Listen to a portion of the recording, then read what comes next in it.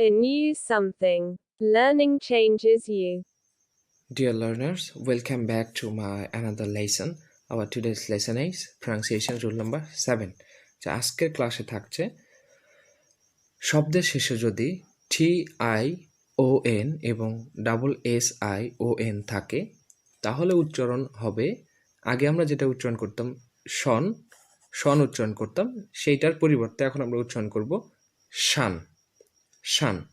আচ্ছা, আমরা এই উচ্চারণগুলো কেন পরিবর্তন করব? কারণটা হচ্ছে আমরা যেভাবে আগে শিখেছি কিন্তু বর্তমানে আমরা যখন অন্য দেশের সাথে তুলনা করতে যাই আমাদের উচ্চারণ বিধিগুলো, তখন আমরা দেখি যে আমরা তাদের থেকে অনেক বেশি পিছিয়ে এবং তাদের যেগুলো ক্লাস আছে এবং বিভিন্ন লেকচারগুলো সেগুলো আমরা ঠিকমতো বুঝতে পারি না। এর কারণ হচ্ছে তারা যেভাবে উচ্চারণ করে আমরা আসলে সেভাবে উচ্চারণটা শিখিনি। তো এইটা যেন আমাদের এই সমস্যাগুলো যেন আর না হয় পরবর্তীতে, যার জন্য এই প্রনাউন্সিয়েশন রুলসগুলো আপনাকে কাজে দেবে, আপনার উচ্চারণটাকে সুন্দর করবে এবং আপনি যাতে করে সহজেই তাদের কথাগুলো বুঝতে পারেন এগুলোতে সাহায্য করবে ইনশাল্লাহ। তো আসুন আমরা আজকের ক্লাসটা থেকে দেখি।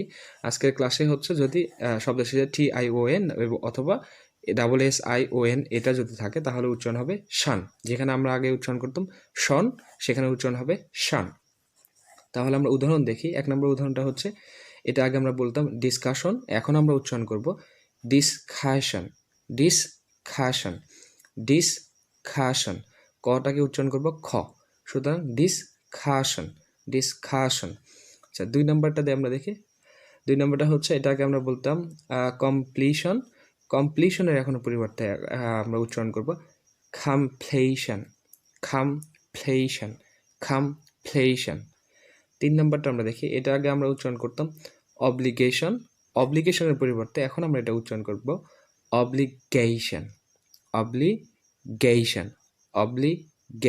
অব্লিগেশন মানে বাধ্যবাধকতা। এখানে আমাদের বাধ্যবাধকতা। আচ্ছা, এখানে আমি উচ্চারণ বাংলায় লিখে দিয়েছি এবং সেই সাথে অর্থগুলো লিখে দিয়েছি, যদিও আমি অর্থগুলো বলি না। কারণটা হচ্ছে আমাদের আপনার অর্থগুলো দেখতেও পারবেন এবং আমাদের যেটা মেইন টার্গেট হচ্ছে উচ্চারণগুলো ঠিক করা। সুতরাং আমরা উচ্চারণগুলো দেখি। আচ্ছা, নাম্বার 4। আচ্ছা, 4 নম্বরটা আমরা দেখি। 4 নম্বরটা এটা আগে আমরা বলতাম প্রোনাউন্সিয়েশন, এখন আমরা একটা উচ্চারণ করব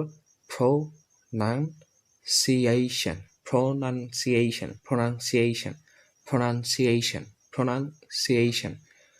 আচ্ছা, তাহলে আমরা প্রথম থেকে আরেকবার একটু এই 4টা উচ্চারণ করি। আচ্ছা, প্রথমটা দেখি ডিসকাশন। 2 নম্বরটা হচ্ছে কমপ্লিশন।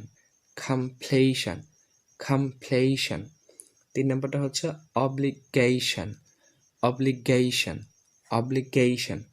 4 নম্বরটা হচ্ছে প্রোনাউন্সিয়েশন।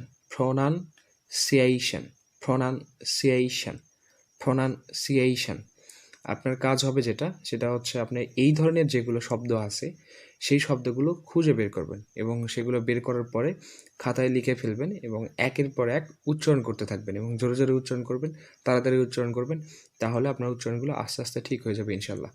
তো আজকে এই পর্যন্তই। আসসালামু আলাইকুম।